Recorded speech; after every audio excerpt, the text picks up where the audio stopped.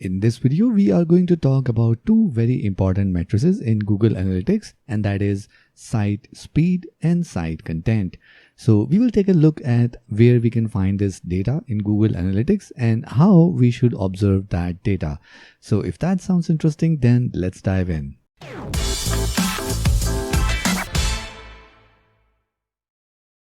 Hi, my name is Ankit and welcome to Magazine 3 YouTube channel where we talk about everything related to WordPress.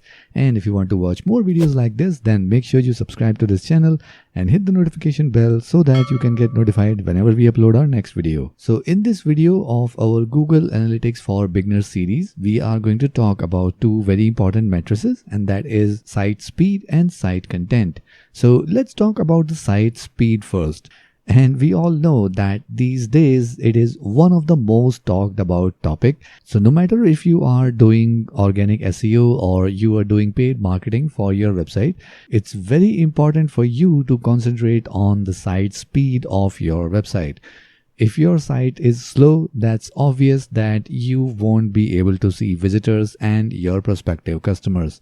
And if your site is fast enough, it's obvious that you will have more visitors and more potential customers. And we have recently seen how Google is pushing more and more towards site speed, and that is now a part of Google Core Web Vitals. So let's dive in the Google Analytics backend and let's see where we can find this data and how we can observe that. Now, when we talk about site speed, we have websites like PageSpeed Insight from Google itself, and we also have websites like GTmetrix where you can check your website speed and you will be able to know what are the things or what are the points that you need to consider for any improvement if it is required to optimize your website. So these are the two most popular websites which can help you optimize speed of your website. And if you go back in Google Analytics dashboard, and here in behavior, we have an option for site speed. So if you click on overview, so let's increase the date range. So here we can see the data of average page load time in seconds, and here average page load time in seconds is around 3.61, which is pretty decent. It's not very good, and we can say that it's not bad. So any page load time from 2 seconds to 4 seconds can be considered as fine. So if you just check on these websites like PageSpeed Insight or GTmetrix, and if you think that there are things that you can easily do to reduce this average page load time, then surely go ahead and do that. Along with that, we must consider the point that when we say that average page load time of a website or a page is 3.61 seconds, it means that it's not like 3.61 seconds are required by a visitor to wait till the website loads. It's actually the overall complete time that the website is ready with all the images, text, JavaScript, and all the other stuff to be loaded on that page. There is a huge chance that your website is actually usable or user can interact with your website even just after 2 seconds, but the complete loading of JavaScript and all the page assets took around 3.61 seconds. So that's how this average page load time is calculated. So keep that in mind that if it is showing 3.61 seconds, it doesn't mean that user have to wait this much amount of time. Along with that, we have the data for different browsers. So as we have seen in the previous session as well, different browsers can render your website differently. So with that, you can check what is actually most of your visitors are using as a browser and see if it is well optimized for speed or not. So that is a data you can refer to. Along with that, we have an option for page timings. So if we click on that, we can see there are a column of page views and we have different pages, and here we have a compare site average. So this actually shows in percentage how or which pages are actually performing slow as compared to the normal or average page load time. So as we can see that this page is actually taking more time to load as compared to the average load time of the website. So there is surely one need to check why it's happening so. So this actually gives a clear indication that we need to check why a particular page is not loading fast and why is it taking so much time as compared to the average loading time of the website. So make sure you pay attention to these statistics and see what improvements can be done. And for that, we can come down to our next section, that is page suggestions. And here we can see various pages with the number of views and the average load time. So if we go ahead and sort this as per the average page load time, we can see that these pages are actually getting a lot of views, but the average load time in seconds is very high. So it's a clear indication that we need to check why these pages are not performing well and why they are so slow. So make sure you go ahead and check all these pages in the page speed insight and maybe in GTmetrix and see what are the improvements can be done to improve the speed of these pages. So that's how you can use this data of site speed and optimize your website based on that, and that can surely benefit your visitors, and in turn it will bring you more customers. And of course, there is no doubt time is money, and less time people wait for the content to load and the quicker they are able to interact with your website, then you can expect some faster conversions, and there is a high chance that your visitors will purchase or will be interacting more with your website. So make sure you give a lot of time to improve your website speed. Now that's about site speed. Let's come to the section of site content. Now on this section we have all pages. If we click on that,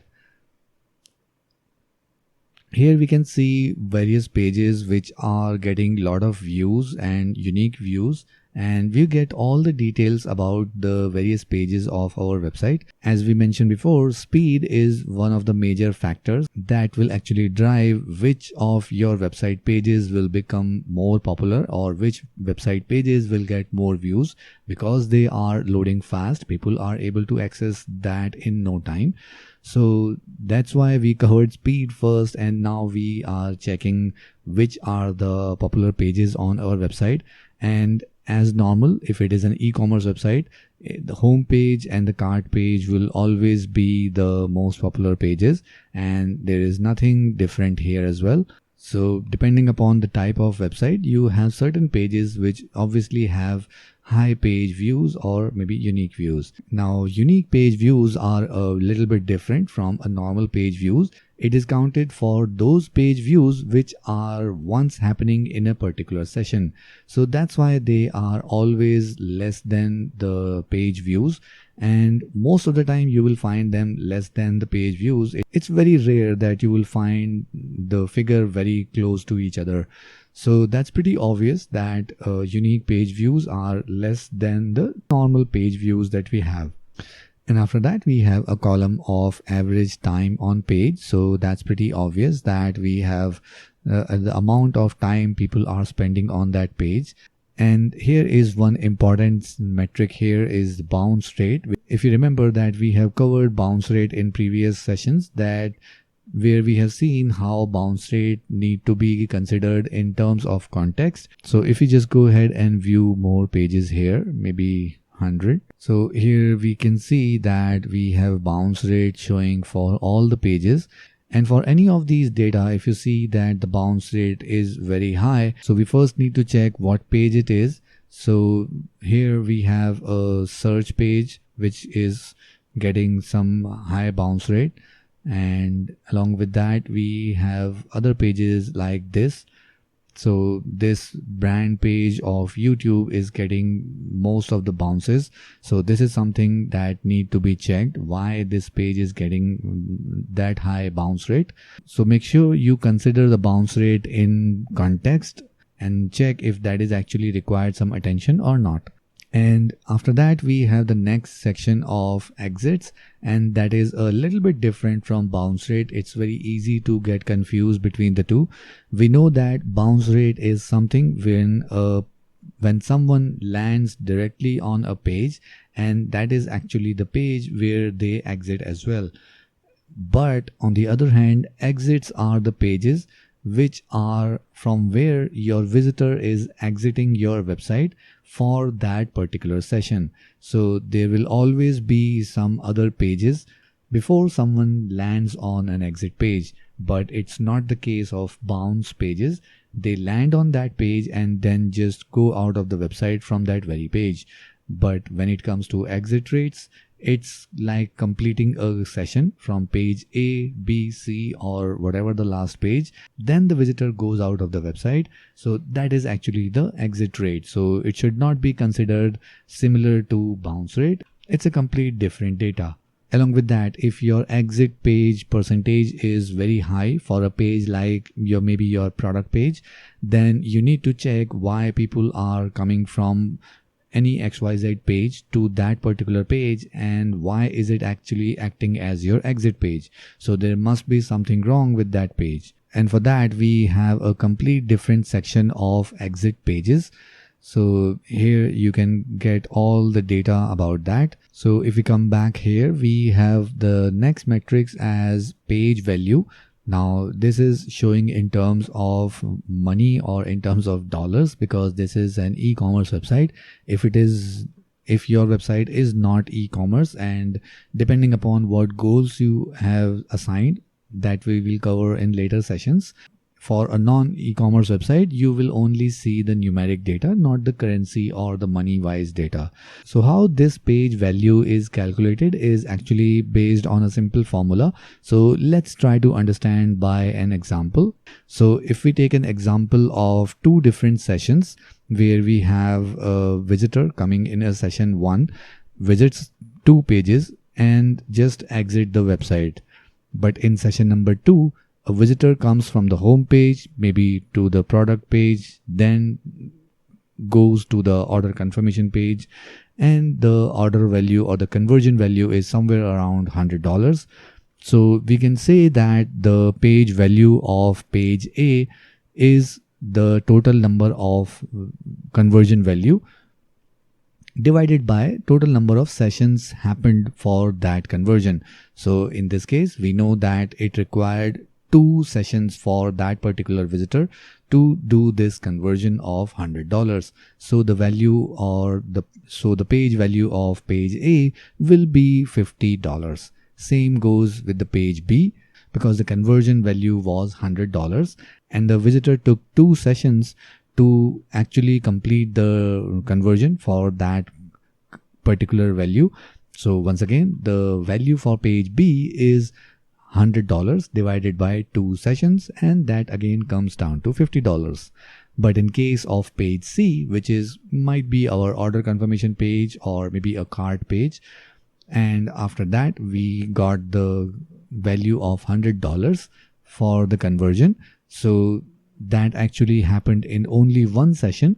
So the value of page C will be $100, and which actually makes the page C as more valuable than any other page. So it might look a little bit tricky that your product page is not getting more value. Your order confirmation page or maybe your cart page is getting more value. And for those websites which are not e-commerce and the page value is not in terms of money, then you can analyze this numeric value, like which are the pages which are getting high value, see what is good in those pages, and then compare it with those pages which are not getting high value and see what are the improvements can be done on those pages. So that is all about site content and site speed in Google Analytics. And if you like this video, then make sure you hit the like button. And if you want to learn more about Google Analytics, then make sure you watch our complete playlist of Google Analytics for beginners. The link is in the I button above and in the video description below. And if you want to get notified for the future video in this series, then make sure you subscribe to this channel and hit the notification bell so that you can get notified whenever we upload our next video. So that's it for this one, and I'll see you in the next one.